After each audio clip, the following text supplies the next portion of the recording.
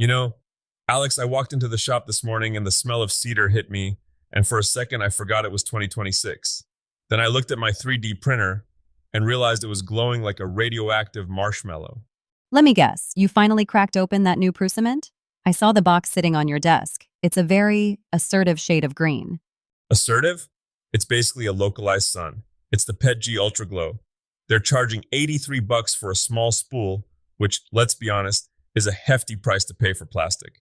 But I printed a set of handles for the drawers in the dark corner of the shed, and man, I haven't stubbed my toe once since Tuesday. It's like the workshop has its own runway lights now.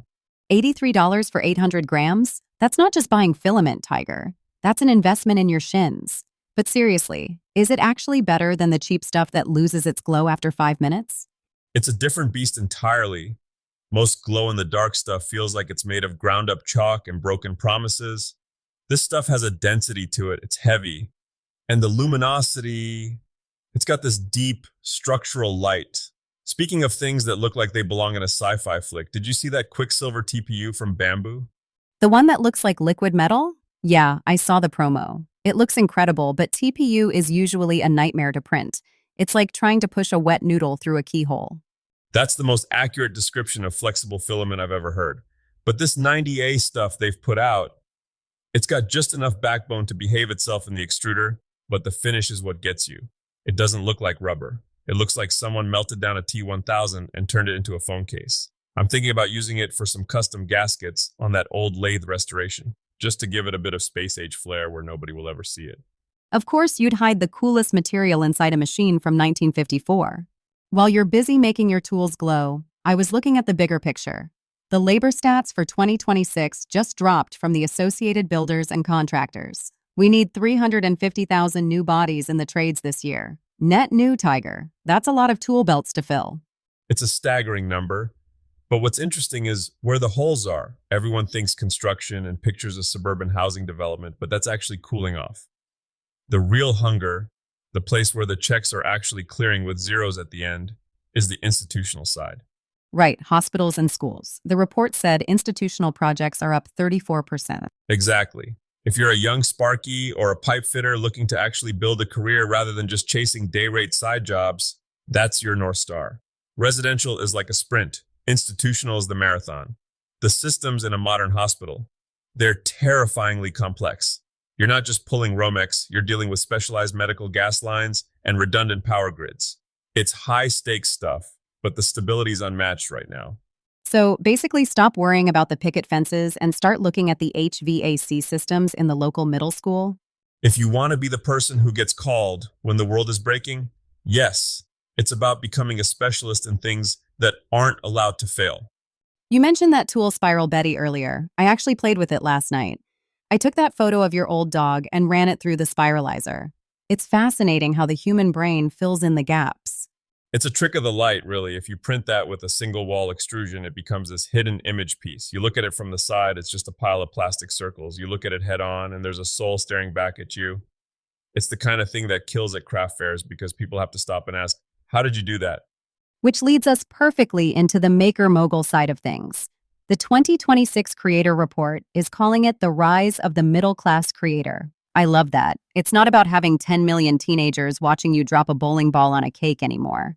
Thank goodness for that. My ego couldn't handle the competition. But you're right. The shift is towards search-first content. People aren't just scrolling mindlessly as much. They're looking for specific solutions. If you're making a video on how to restore a hand plane, you don't need a viral hit. You need the 5,000 people who actually bought a rusty plane on eBay this morning to find you.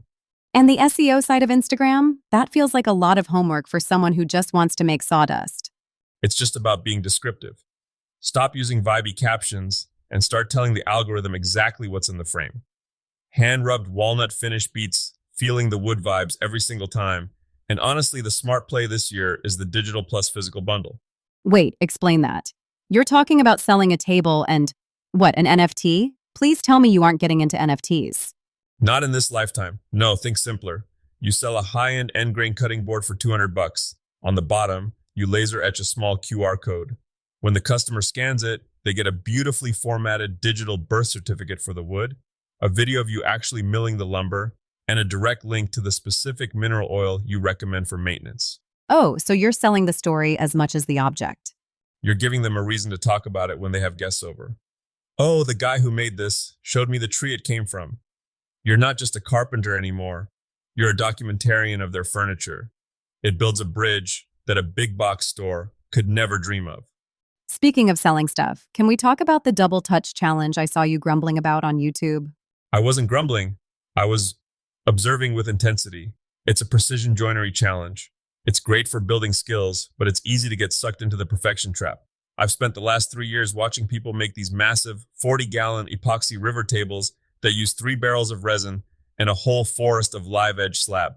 And I'm guessing you think the trend is dead? It's not dead, it's just exhausted, it's heavy, it's expensive, and most people don't have a house that fits a glowing blue river in the dining room. What I'm seeing fly off the shelves right now are high utility scraps. Like the magnetic tool racks?